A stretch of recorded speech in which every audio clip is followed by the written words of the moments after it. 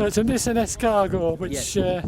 they're a real novelty thing, aren't they? Yes, well, And I absolutely adore the colour. back in the 80s, Nissan acquired a factory called the Pike factory.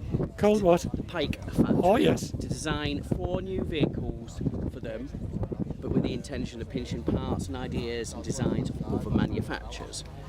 Now, obviously, the first one was the Nissan S Cargo. It was a 1.5, it was automatic, and basically the idea of this was pinched off the Citroen 2CV. Now, this 2CV van is called Escargot. Yes. And the name for this obviously came from, which stands for snail, obviously. Yeah, of And course, the name yeah. for this was Escargot, but it was a fingers up to the French to Yeah. say we've managed to. I think it was a clever Yeah, way of marketing. Yeah. And obviously, like I said, they only made 6,000 of these. The sister vehicle was the Figaro.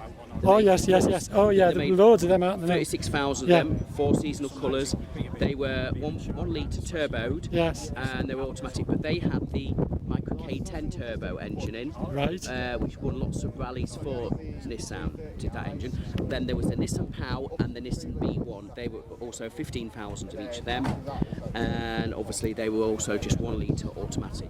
You could, over in Japan, they only drive automatics. Now you could order them if you wanted from the manufacturer as a manual, but because they wasn't designed for the export market, Yeah. no, not very rare. No, yeah, as I say, you know, they're grey and pot, and even as such, they're very rare, aren't they? Yes, but what I've done is because this was based on the Nissan Cherry, Yeah. running gear of the engine, and it was the basic E15 engine that they put in because they had 6,000 of them engines, so that's what they put them in his. What I've done is taken that engine out, and I've put a 1982 Nissan Cherry turbo engine under the bonnet, and I've also converted it from automatic to manual. All right. Now, obviously, again with the engine, obviously, I have got the injection system Cherry turbo engine, because over in Japan, when the manufacturers make a model, make a better version for themselves, and the US European market get an alternative. So when they made the Cherry turbos, they made an injection system for themselves, and we had the carburettor. Now over in Japan, they don't have an MOT system. No, that's so nice. when a vehicle gets to 10 years old, it's got to be basically, Very strict, isn't it? yes, it's got to be scrapped, exported, or stripped down and rebuilt nut and bolt. I know it's very expensive Yes. to maintain a And car the after a certain struggle age. to sell these over there. So obviously nobody was going to strip them down after 10 years and rebuild them. So a lot of them just got scrapped. But again with the engine, obviously when we stripped the engine down and rebuilt it, we found the engine number and contacted Nissan. Now Nissan can't confirm it, but they reckon I've probably got the only remaining injection system Cherry turbo engine around. Right. Because again, like I say, obviously Japan, they scrapped them. Now they can't confirm how many. They said they didn't sell many in Japan of the Cherry turbos because they were manual and they only drive automatic, but they don't know how many, because it was 40 years ago, they don't know how many of them were actually Hard to believe. exported. Hard to believe it's that old, isn't it? Exactly. So basically they reckon I could have one of very few of the injection system Cherry turbo engines. Now obviously the basic E15 engine which fitted in it was 75 brake. The carburettor turbo we had over here was a 95 brake, and the injection system did 105. So there was only 30 horsepower between them. Yeah. But what I've managed to do is put sensors on this. It's got a lot of gadgets in it. It's got an ECU box and everything that can be remapped. All right. Yeah. Evo tuning and we've got it to 155 brake. Blimey. Yes. But I bet it flies. It does, but I don't like driving it fast. No, no. All that weight in the back. Yeah. Because you just hear it. What is the body made of then? It's metal, obviously, steel. I wasn't sure whether it was like a composite body. or No, something they like that. made them out of steel. It was just plastic on the wheel arch bumpers. But the only problem is they made them all out of thin steel over there. So when they Yeah. come over here, like the Figaros, they just rot. Yeah. But when these were allowed to come into the country in 2004, we already had the Peugeot partners, the Citroen Berlingo's, the Yes, Renault that's Sendos. right. So there wasn't the sort of market for people to want a small van. Yeah. So not many of them sort of got imported, whereas the Figaro, 10,000 of the Figaros came into the country, but over the years they've just rotted. Oh yes.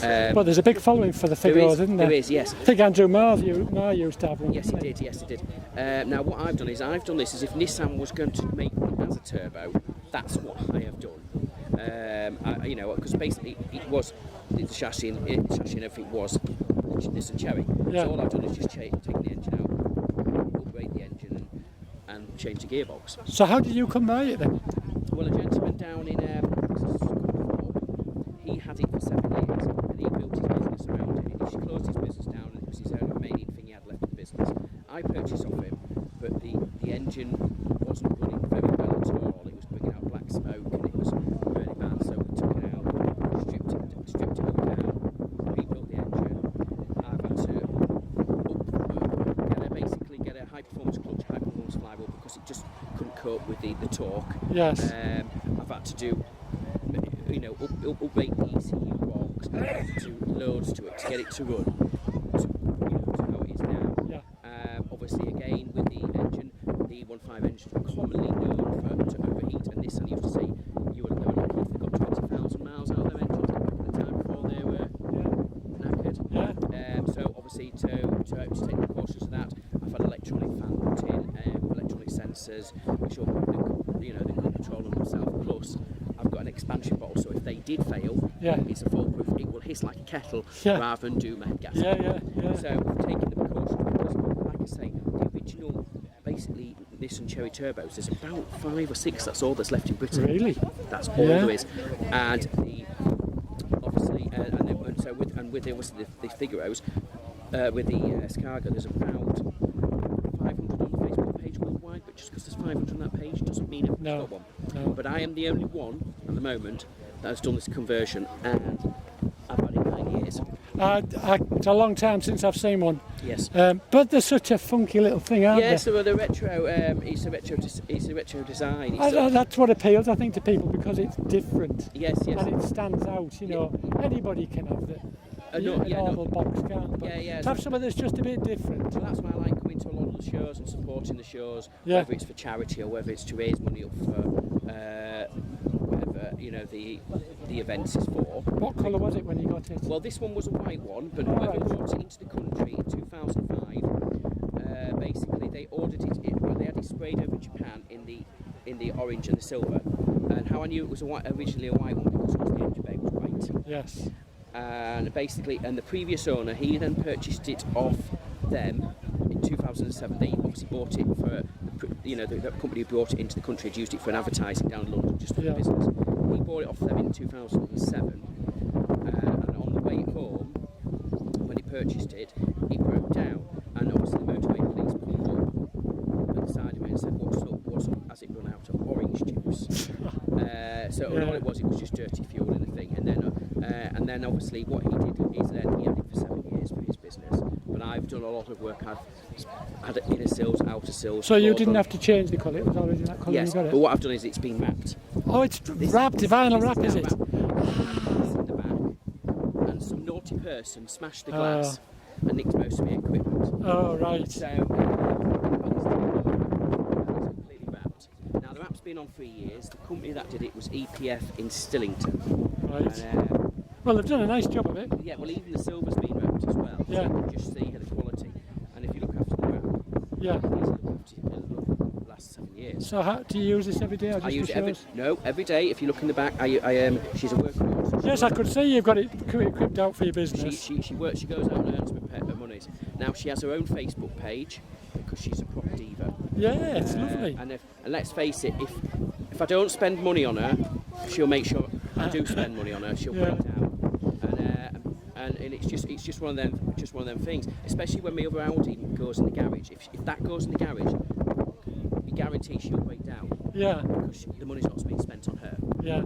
So yeah, like I say, she has her own Facebook page. She's a proper little diva. But everything's customised. Everything's one-off.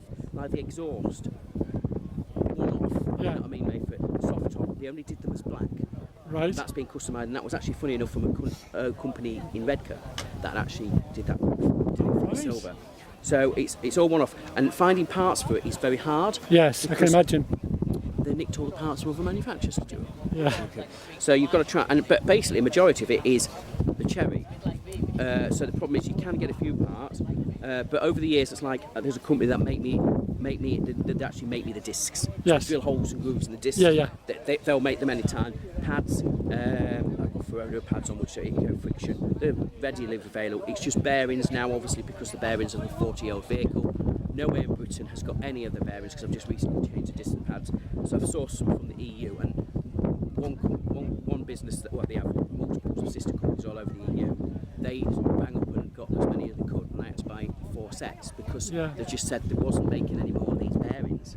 So I've sort of tried to buy as much as I can because every time you change the discs and the pads, you've got to change the bearings. All right. So and I don't blame a manufacturer. Why are they going to make bearings if there's only 5 of them, of course, original cherries in Britain? That's the problem with owning a rarer car, isn't it? You have to be a bit of a detective as well. Yeah. Oh yes. And you have to find out alternative parts that will fit. You know, it's not always easy. No, exactly. But when the alternative parts are also running out, because nobody's making them, because if there's only 100 vehicles, who's going to make the parts for them? Yeah. They're just not. It's quite obvious. You're very knowledgeable about your subject. Yeah, yeah. But even modern cars, now though, if the manufacturer's going to make 10,000 of a certain car, they don't really make spare parts. No. They come off them, so well, they do want them to be disposable nowadays, don't they? Which is throwaway society. Yeah, it's wrong. It's wrong, really. It's you know, that's why people don't like throwing away. They like to restore and make use of it or try and repair it themselves. Well, I think it's been a rare treat to see this today. It's something that is totally different, and as I say, it's a long time since I've seen one. Well. It really stands out. I just love it. It's such a fun thing, isn't it? Yeah, well, I get a lot of the organisers when they come up. They'll come up to me at the end and say if there was an award for the most popular vehicle on the show, it would be her because the amount of attention it gets is unbelievable, and you'll see crowds of people just around her all the time. People don't care what it is. They don't know what it is, but they just love it because it's just so unusual, isn't it? You know. And like I say, I mean, if you're going to run a business, advertising in itself, isn't it? Yeah, get something that's quirky, that's different, that stands out. Yeah. I'm from Richmond. I've never once had to advertise my business in the 9 years I've had it. I don't have a sign written. I'm very busy. Yeah. And it's a lot like having a little gimmick. Oh yeah, that's right. It's smart business. It works around. And if you can save yourself a lot of money in advertising. Oh heck aye. You know, and that's what I say. Because obviously I have a company, but everybody just says on Facebook, who's that valeter with a little orange van? Yeah. That's how she's known. Your vehicle valeter. Yes. Her name is Gina. She's got a name. Yes, I saw the name on the front. I call her Gina because of the drink Orangina. Ah. So that's why she's called Gina. Yeah. So but like I say, she's a little diva, and if I log on to my online banking when I'm sat in her, and she knows there's lots of money in it, something will happen, and you know, we're going to spend it. But it's having the time, you know, not time, but the patience to sit down, and order parts, or search for parts. Oh yes, I know. But a majority of them, like I say now, everything's been brand new, being done in it new, engine rebuild, gearbox, exhaust, you know. So if anything's going to go wrong, it's just like the basics, like brakes, which I've just done. You know what I mean? It's just brake pipes. You can easily make. Oh yes, that's right. Yeah. You know what I mean? Which I have a very good mechanic in Darlington.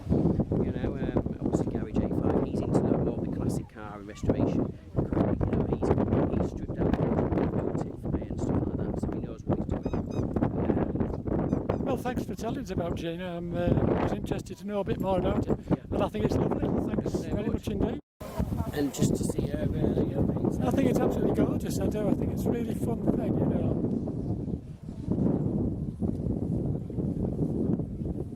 But the thing is, you know, you can throw lots of money. I mean, I only paid off that gentleman £2,600. That's nothing, is it? Really?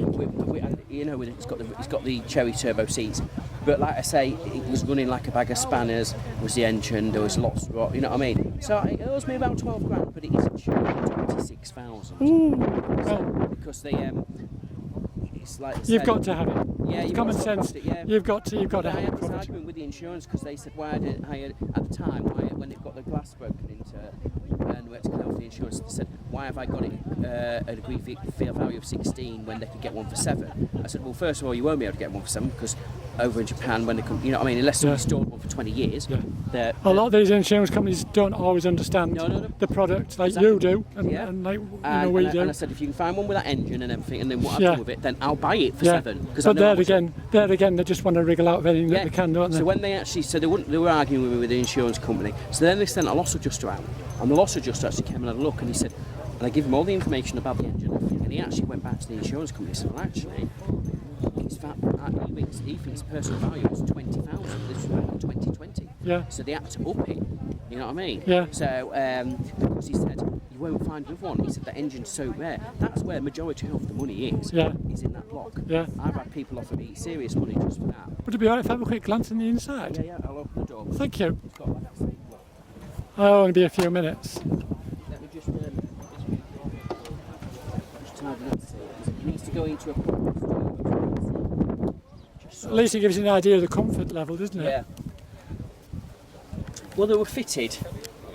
They all had aircon, power steering, central locking.